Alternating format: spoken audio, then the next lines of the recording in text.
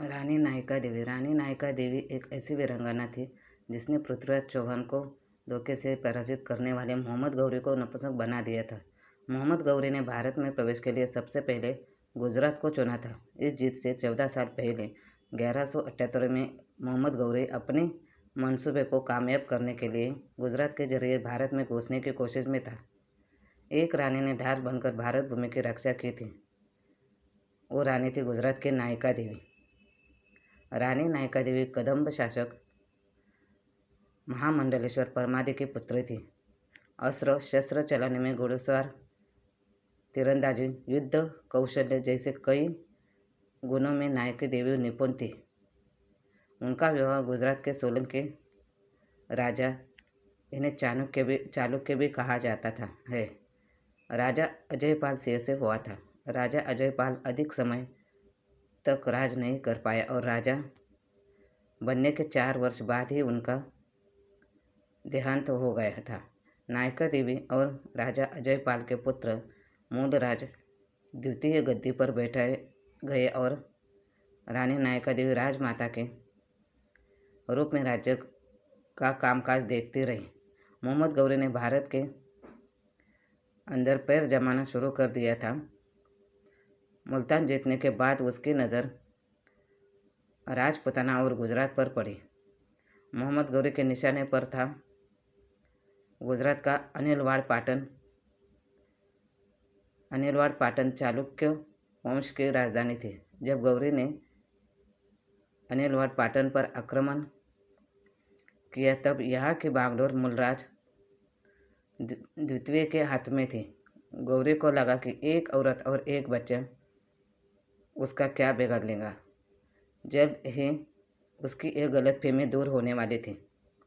गुजरात के चालुक्य वंश की राजकुमारी नायिका देवी सोलंकी का जन्म गोवा में हुआ था। जब बचपन से युद्ध कला में महारत हासिल करने वाली राजकुमारी नायिका देवी एक कुशल कूटनीतिज्ञ भी थी। इनके पिता महाराजा शिवचित्ता परमांडी कदंब के महामंडलेश्वर थे। जब राजकुमारी नायिका देवी सोलंकी बड़ी हुई तो इनका गुजरात के राजकुमार अजयपाल से साथ हुआ था। अजयपाल सिंह गुजरात के महाराजा महिपाल के पुत्र थे। सन 1175 में अजयपाल सिंह के उनके ही अंगरक्षक ने हत्या कर दी थी। महाराजा अजयपाल सिंह का कार्यकाल 4 वर्ष का रहा।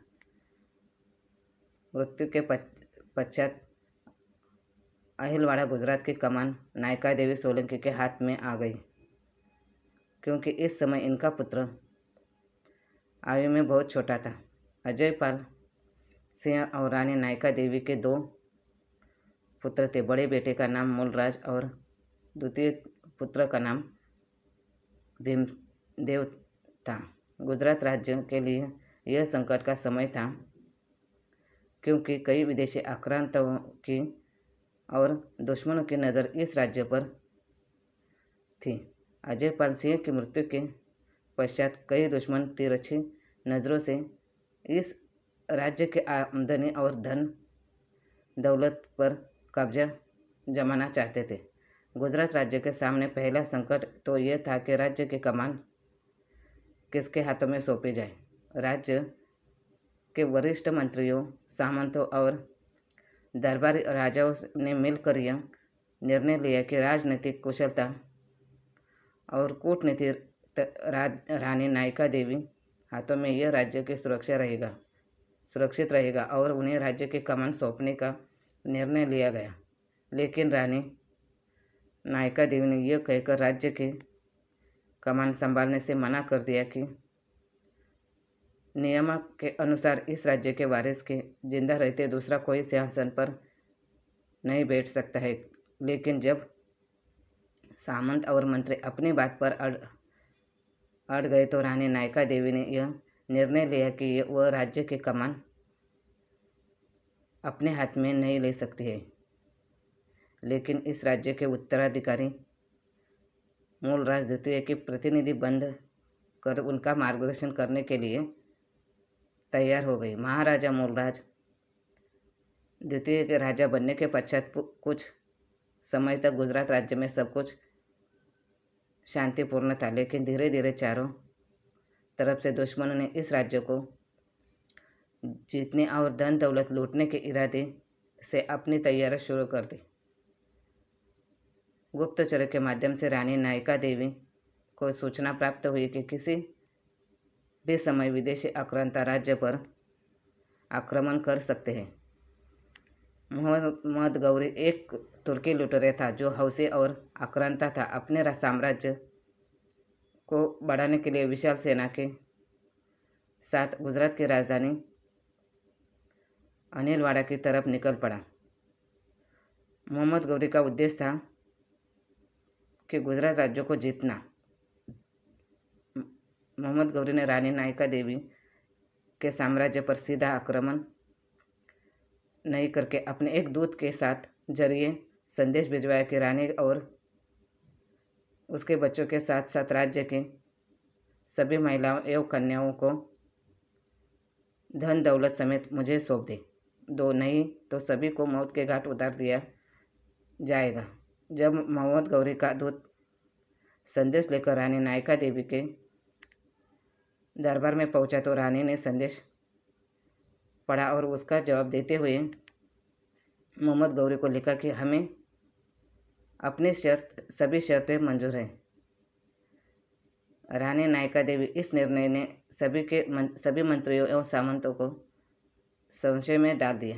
तभी रानी ने उन्हें समझाया कि यह उसकी एक चाल है, मोहम्मद गौरी को पराजित करने का तरीका है। रानी नायिका देवी ने नाडोल के राजा कानड़देव चौहान के यहाँ पर राज्य के सभी स्त्रियों एवं कन्याओं को भेज दिया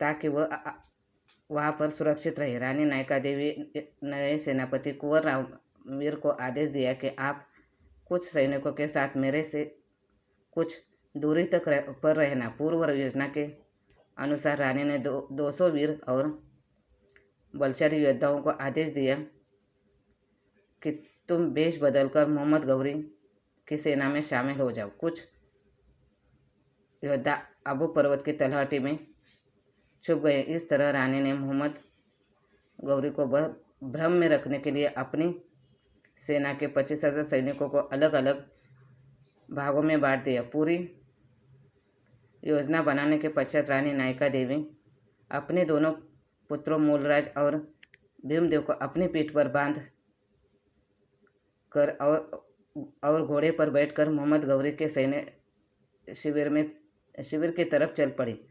अपनी जीत सुनिश्चित मानकर मोहम्मद गौरी मन ही मन बहुत खुश था और जैसे ही उसने रानी नायिका देवी को अपनी तरफ आते हुए देखा, उसकी खुशी का ठिकाना नहीं रहा। मोहम्मद गौरी ने सब कुछ ही दूरी पर आकर रानी नायिका देवी रुक गई।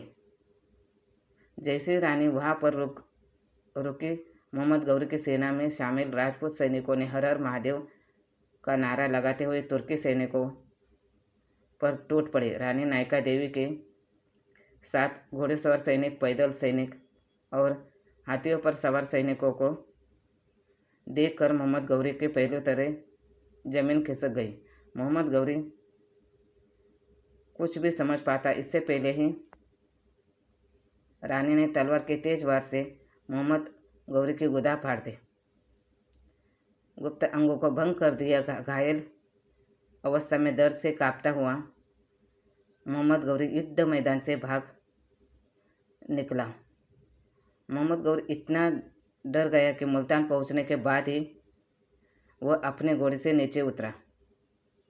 मुल्तान पहुंचने के पश्चात मोहम्मद गौरी को पता चला कि वह नपुंसक बन गए।